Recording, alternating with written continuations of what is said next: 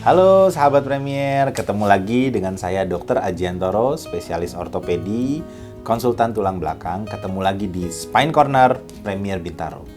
Terkait dengan kemarin nih, kita sudah melayangkan topik yaitu mengenai saraf kejepit di bagian leher.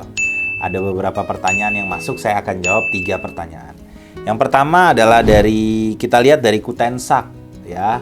Dia menanyakan mengenai apa sih penyebab saraf kejepit dan apakah berbeda usia muda dan lansia.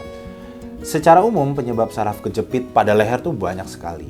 Bisa disebabkan karena penuaan atau degeneratif.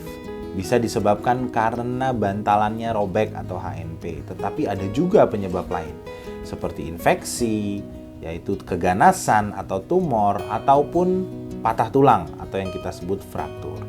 Untuk masalah saraf kejepit pada leher, memang usia muda dan usia lansia itu penyebabnya terkadang berbeda.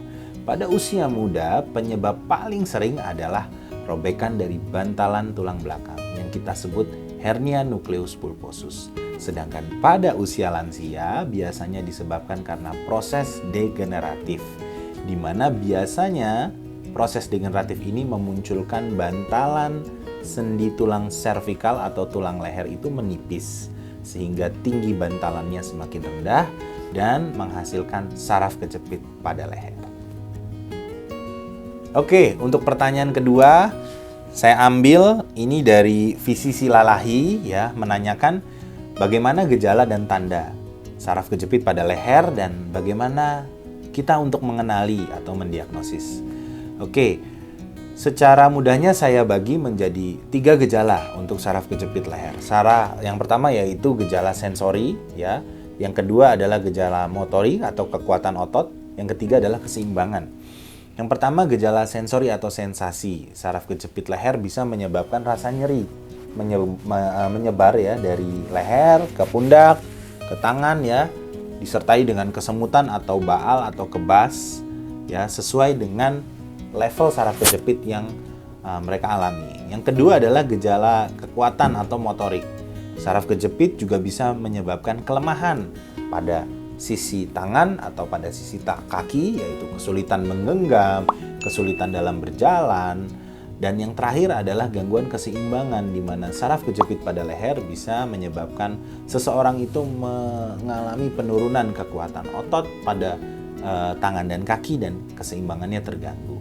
Untuk mengenali lebih lanjut, Anda harus melakukan pemeriksaan ya ke dokter ortopedi, khususnya ahli tulang belakang. Nanti bisa dilakukan beberapa pemeriksaan radiologi seperti ronsen, ataupun yang lebih lengkap atau lebih jelas adalah MRI dan CT scan, sehingga kita bisa mengenali bantalan, tulang servikal, dan juga saraf dengan lebih jelas. Oke, untuk pertanyaan ketiga, pertanyaan terakhir, ini saya ambil dari Safina Putri Dewi. Dia menanyakan mengenai HNP servikal, bagaimana penanganannya. Nah, HNP servikal ini adalah salah satu penyebab yang paling sering. Penanganannya saya bagi menjadi 2. Yang pertama adalah pada kasus ringan atau yang minimal, kita lakukan konservatif manajemen, yaitu bisa dilakukan dengan pemberian obat-obatan, ya, ataupun fisioterapi, rehab medik, penguatan otot-otot.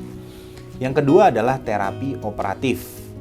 Tentunya terapi operatif ini pada kasus lanjut ataupun pada kasus-kasus gagal terapi konservatif tadi, setelah fisioterapi, setelah rehab medik, tetapi keluhan masih muncul.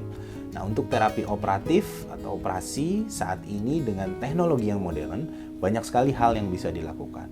Yang pertama bisa dilakukan dengan endoskopi, yaitu dengan sayatan minimal dengan menggunakan lensa kira-kira 1 cm dari arah belakang. Kita ambil bantalan yang robek yang menjepit saraf tersebut, sehingga hasil operasinya dengan luka sayatan minimal, perdarahan minimal, dan pasien dapat beraktivitas lebih cepat.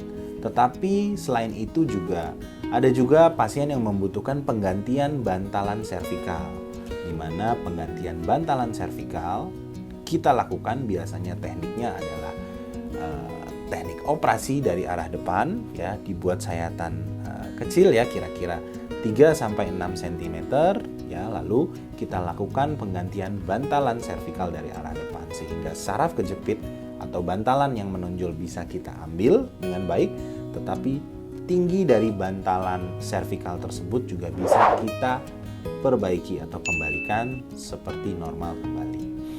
Kira-kira itu pertanyaan-pertanyaan yang bisa saya jawab dari Spine Corner saat ini. Sampai jumpa di Spine Corner Premier Bintaro selanjutnya.